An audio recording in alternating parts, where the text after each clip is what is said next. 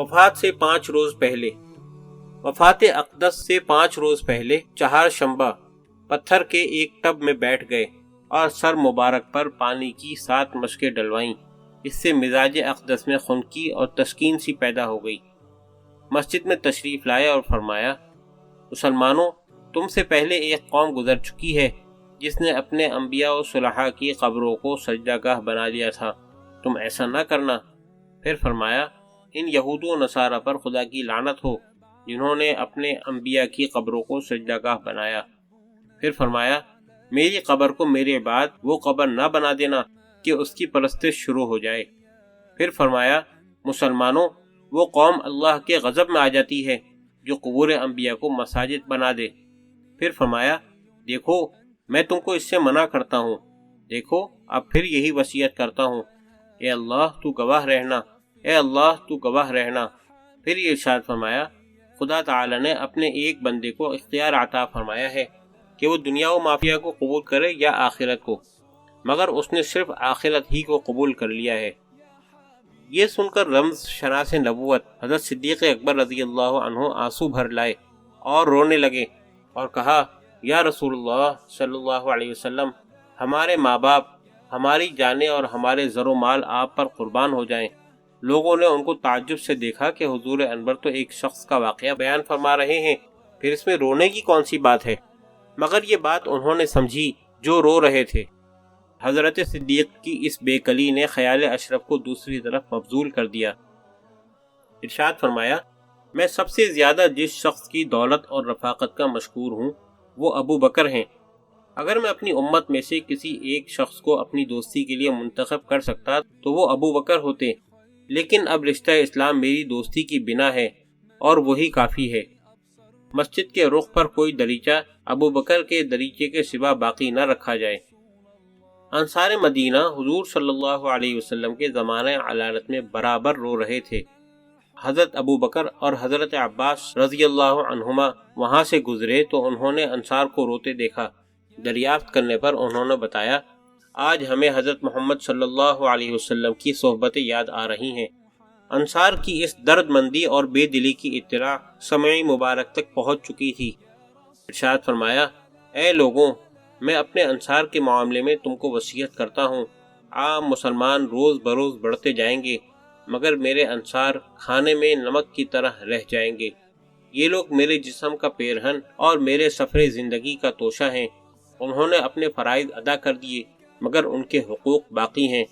جو شخص امت کے نفع اور نقصان کا متولی ہو اس کا فرض ہے کہ وہ انصار کی قدر افزائی کرے اور جن انصار سے لغزش ہو جائے ان کے متعلق درگزر سے کام لے۔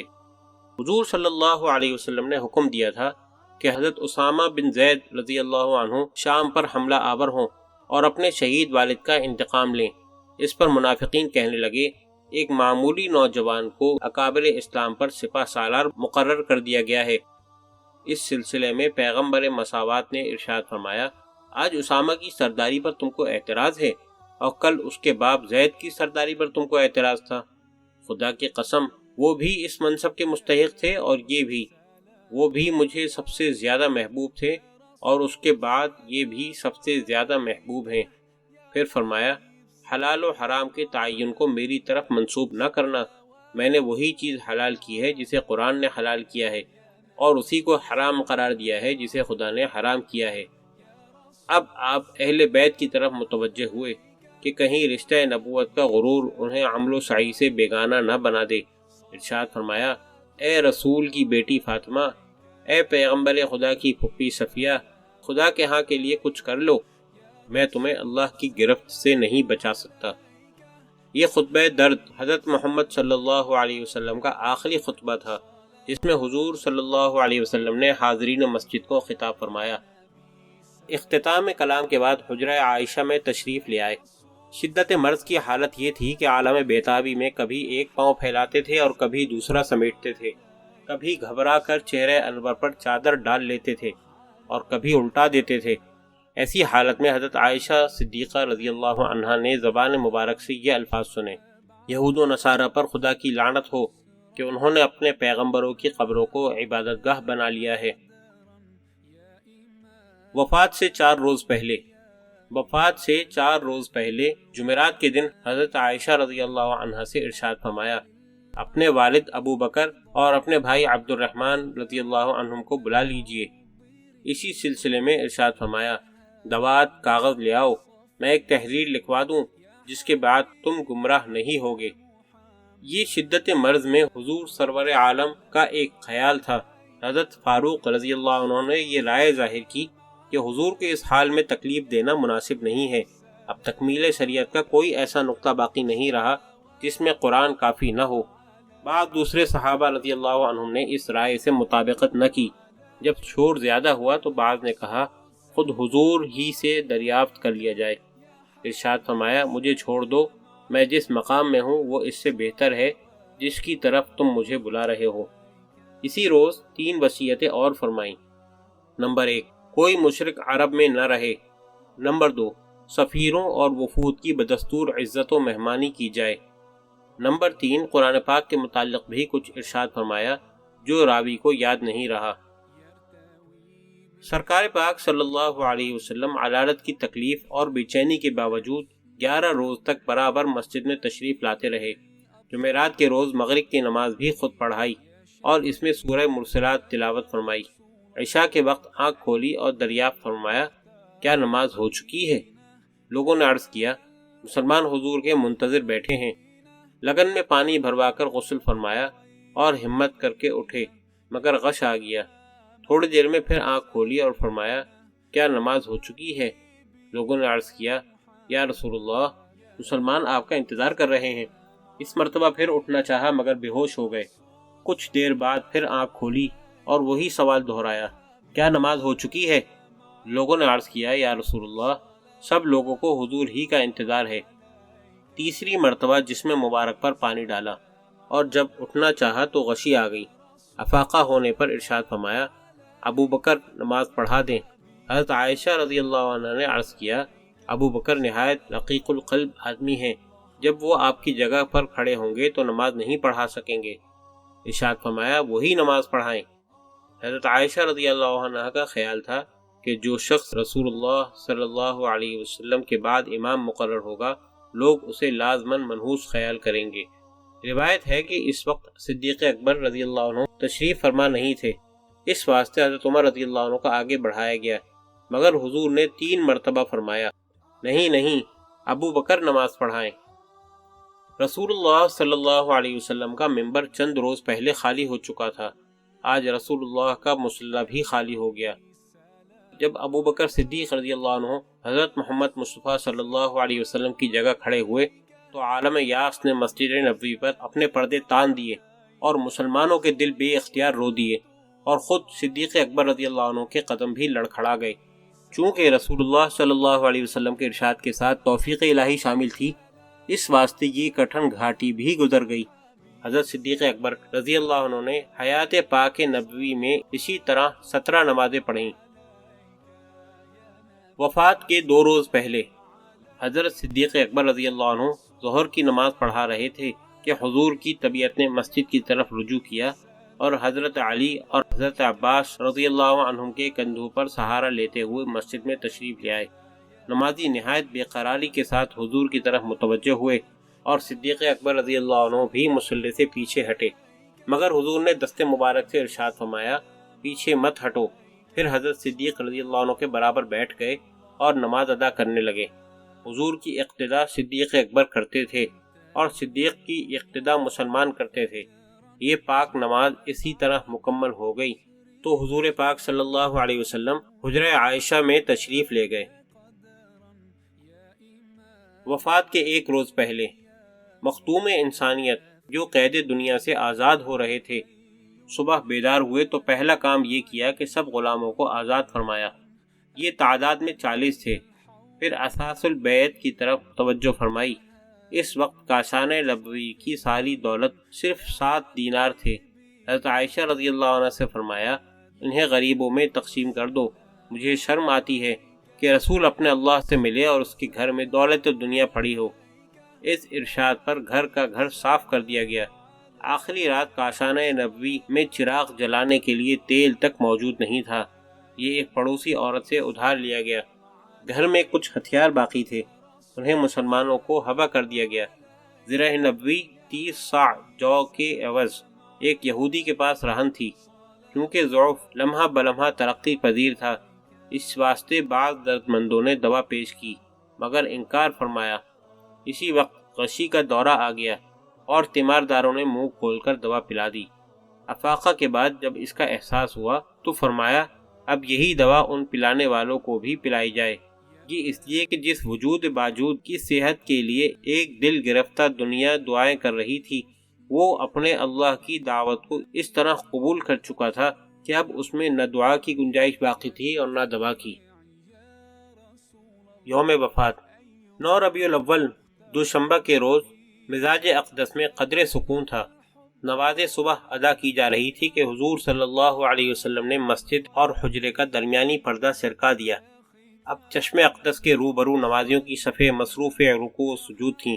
سرکار دو عالم صلی اللہ علیہ وسلم نے اس پاک نظارے کو، جو حضور صلی اللہ علیہ وسلم کی پاک تعلیم کا نتیجہ تھا، بڑے اشتیاق سے ملاحظہ فرمایا اور جوش مسرت سے ہنس پڑے۔ لوگوں کو خیال ہوا کہ مسجد میں تشریف لا رہے ہیں۔ نمازی بے اختیار سے ہو گئے، نمازیں ٹوٹنے لگیں اور حضرت صدیق رضی اللہ عنہ نے جو امامت کرا رہے تھے پیچھے ہٹنا چاہا، مگر حضور پاک نے اشارہ مبارک سے سب کو تسکین دی اور چہرے انور کی ایک جھلک دکھا کر پھر حجرے کا پردہ ڈال دیا۔ اجتماع اسلام کے لیے رسول اللہ صلی اللہ علیہ وسلم کے یہ جلوہ زیارت آخری تھا، اور شاید یہ انتظام بھی خود قدرت کی طرف سے ہوا کہ رفیقان صلات جمال جہاں آرا کی آخری جھلک دیکھتے جائیں۔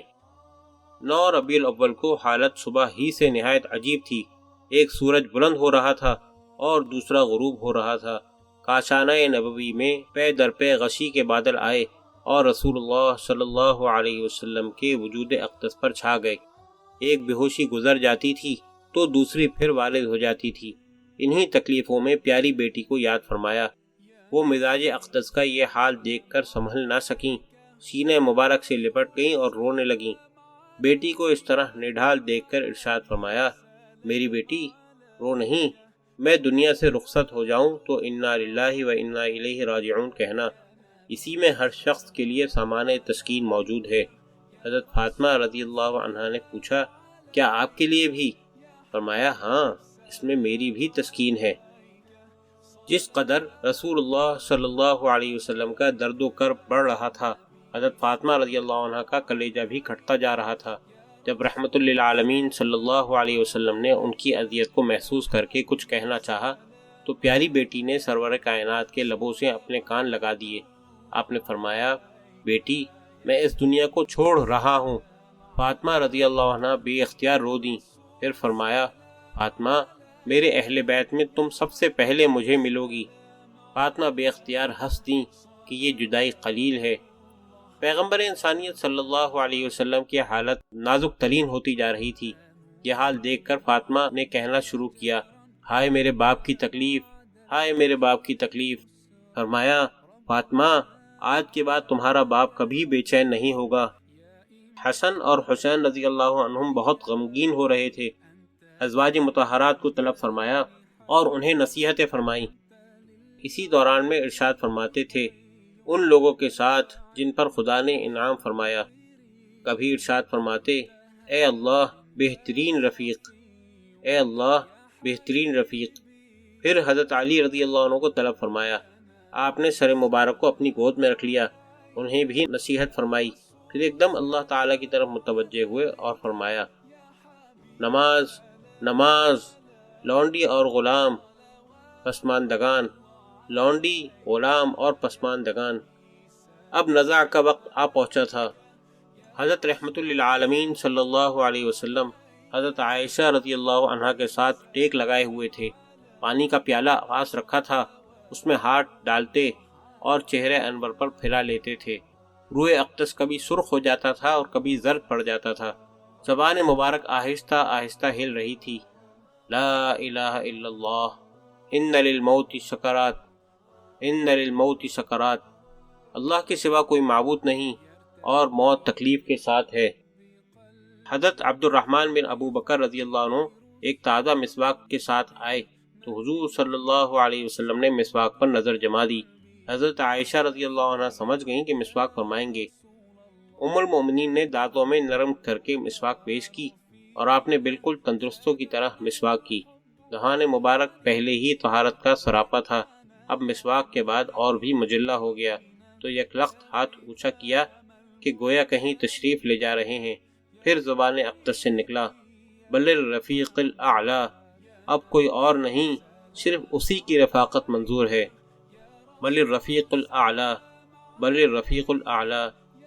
تیسری آواز پر ہاتھ لٹک آئے، پتلی اوپر کو اٹھ گئی اور روح شریف عالم قدس کو ہمیشہ کے لیے رخصت ہو گئی۔